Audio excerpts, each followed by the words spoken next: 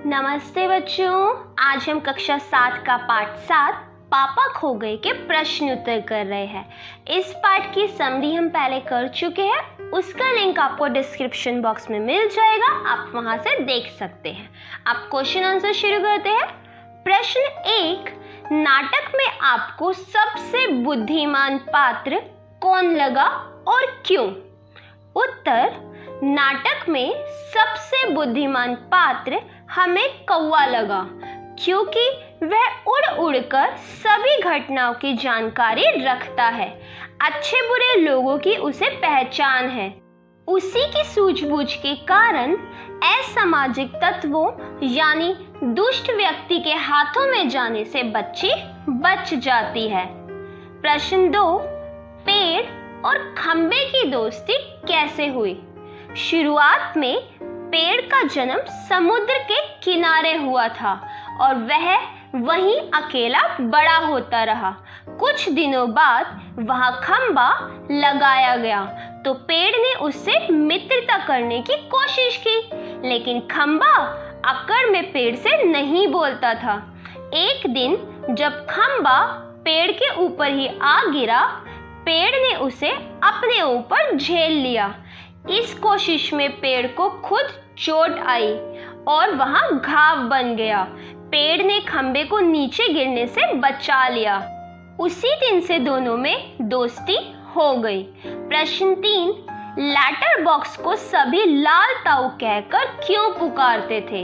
Letter box पूरा लाल रंग से रंगा हुआ था, इसीलिए उसे लाल ताऊ कहकर पुकारते थे।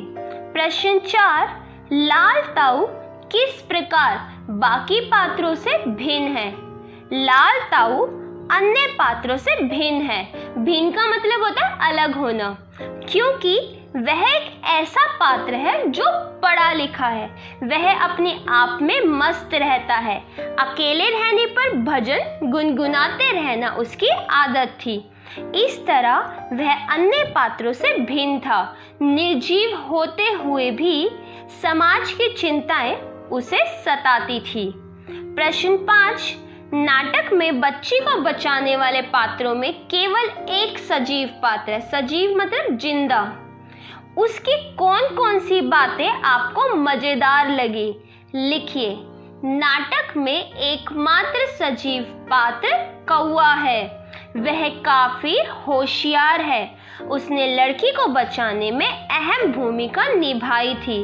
उसे ऐसी घटनाओं का पूरा ज्ञान है और समाज के अच्छे बुरे लोगों की भी पहचान है। दुष्ट आदमी से बच्ची को बचाने के लिए वही सबसे पहले भूत भूत चिल्लाता है।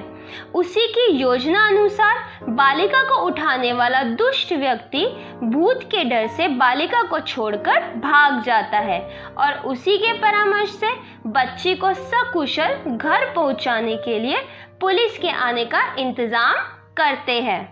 जब यह सोचा जाता है कि अगर पुलिस नहीं आई तो क्या होगा, तो कौवा ही लेटर बॉक्स को बड़े बड़े अक्षरों में पापा खो गए लिखने व सबको यह कहने की कि किसी को इस बच्ची के पापा मिले तो यहाँ आने की सलाह देता है। अतः बच्ची को बचाने के प्रयास में कौवा मुझे मजेदार लगा। प्रश्न 6, क्या वजह थी कि सभी पात्र मिलकर भी लड़की को उसके घर नहीं पहुंचा पा रहे थे? उत्तर, लड़की बहुत छोटी व अबोध थी। उसे अपने माता पिता का नाम व घर का पता तक मालूम नहीं था, इसलिए सभी पात्र मिलकर भी उस लड़की को यथाशीघ्र उसके घर नहीं पहुंचा पा रहे थे, क्योंकि बच्ची को अपना एड्रेस याद नहीं था और अपने पेरेंट्स का नाम भी नहीं जानती थी, इसलिए ये सब मिलकर भी उस बच्ची को सीधा उसके घर नहीं पहुंचा सकते थे। अब आते हैं नाटक से आगे। प्रश्न 1, अपने अपने घर का पता लिखिए तथा चित्र बनाकर वहां पहुंचने का रास्ता भी बताइए। विद्यार्थी, ये काम आप स्वयं करेंगे, लेकिन जब आप अपने घर का रास्ता बताने का चित्र बनाएं तो 2-3 विशेष स्थानों का परिचय दें, जैसे कोई मंदिर, चौराहा, धर्मशाला आदि, मतलब आपके घर के आसपास जो भी फेमस जगह है ना, आप उस जगह का नाम बता के अपने घर का एड्रेस दे सकते हैं। अब आगे देखते हैं प्रश्न 2। मराठी से अनुदित इस नाटक का शीर्षक पापा खो गए क्यों रखा गया होगा? अगर आपके मन में कोई दूसरा शीर्षक हो तो सुझाइए और साथ में कारण भी बताइए। इस एकांकी का शीर्षक पापा खो गए इसलिए रखा गया क्योंकि लड़की को अपने पिता का नाम व घर का पता मालूम नहीं था। इस अनोखे शीर्षक के द्वारा ही लोग और पुलिस आकर्षित होकर उस लड़की को घर पहुंचाने की कोशिश करेंगे। इसका अन्य शीर्षक लापता बच्ची रखा जा सकता है क्योंकि एकांकी में पापा नहीं बच्ची ही खोई थी और उसे अपने घर का पता तक मालूम नहीं था। प्रश्न 3। क्या आप बच्ची के पापा को खोजने का नाटक से अलग कोई और तरीका बता सकते हैं? उत्तर। बच्ची के पापा को खोजने के 2 तरीके हो सकते हैं। पहली तरकीब, समाचार पत्रों में, पोस्टरों में या दूरदर्शन पर उसका चित्र दिखाकर लोगों का ध्यान आकर्षित करके उसके पापा को खोजा जा सकता है। और दूसरी तरकीब, लड़की को पुलिस थाने ले जाकर उसकी रिपोर्ट लिखवा देनी चाहिए। पुलिस अपने तरीकों से उसके पापा को खोज निकालेगी। इन तरीकों से हम बच्ची को खोज सकते हैं। आप भी चाहो तो कोई नया तरीका निकाल कर अपनी कॉपी में लिख सकते हो। अब आते हैं अनुमान और कल्पना पे। प्रश्न 1। अनुमान लगाइए कि जिस समय बच्ची को चोर ने उठाया होगा वह किस स्थिति में होगी। क्या वह पार्क, मैदान में खेल रही होगी या घर से रूठकर भाग गई होगी या कोई अन्य कारण होगा। पाठ के अनुसार जिस समय बच्ची को चोर ने उठाया था तब वह सो रही थी। प्रश्न 2। नाटक में दिखाई गई घटनाओं को ध्यान में रखते हुए यह भी बताइए कि अपनी सुरक्षा के लिए आजकल बच्चे क्या क्या कर सकते हैं।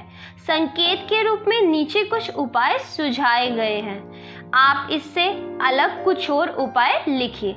देखो बच्चों, आजकल का माहौल बहुत खराब है। बच्चों को जब मर्जी उठा लिया जाता है, तो जरूरी है कि हम सतर्क रहें। तो ये वाला प्रश्न आपकी असल जिंदगी में भी बहुत महत्व रखता है। अब इन्होंने कुछ हमें उपाय सुझाए हैं। समूह में चलना, बिल्कुल सही, हमें हमेशा समूह में चलना चाहिए। एकजुट होकर बच्चा उठाने वालों या ऐसी घटनाओं का विरोध करना, लोगों को ऐसी घटनाओं का विरोध करना चाहिए। अनजान व्यक्तियों से सावधानी पूर्वक मिलना, अनजान लोगों से बच्चों को नहीं मिलना चाहिए। अगर वो आपको कुछ भी खाने पीने को देते हैं ना, तो आपको नहीं लेना चाहिए, ये गलत आदत है। अब हमने कुछ उपाय दिए, देखिए।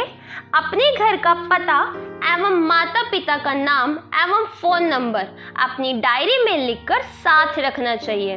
अकेले सुनसान या अपरिचित जगह पर नहीं जाना चाहिए। अपने आसपास आने जाने वाले लोगों पर निगाह रखना एवं हमेशा तैयार रहना चाहिए। किसी भी गतिविधि पर थोड़ा भी शक होने पर शोर मचाना और माता पिता या पास के किसी बड़े व्यक्ति को इसकी जानकारी देना। बच्चा, कोई भी प्रॉब्लम होती है, कोई आपको परेशान कर रहा है, रास्ते में परेशान कर रहा है, डेली आप किसी को नोटिस कर रहे हो कि कोई आपका पीछा कर रहा है, तो सीधा जाके अपने पेरेंट्स को साफ साफ बता दो कि ऐसा कुछ हो रहा है। कोई गलत घटना घटने से पहले अगर आप घर पे बता दोगे तो आप उससे बच सकते हो। इस समय टाइम का सीरियसली कुछ नहीं पता, तो जितना हो सके अपने आप को सेफ रखिए। तो बच्चों, ये थे हमारे क्वेश्चन आंसर। उम्मीद है आप सबको समझ आए होंगे। अगर कोई भी डाउट हो तो आप कमेंट बॉक्स में क्वेश्चन करके मुझसे पूछ सकते हैं। अगर वीडियो पसंद आई हो तो लाइक करना और चैनल को सब्सक्राइब करना मत भूलना। धन्यवाद।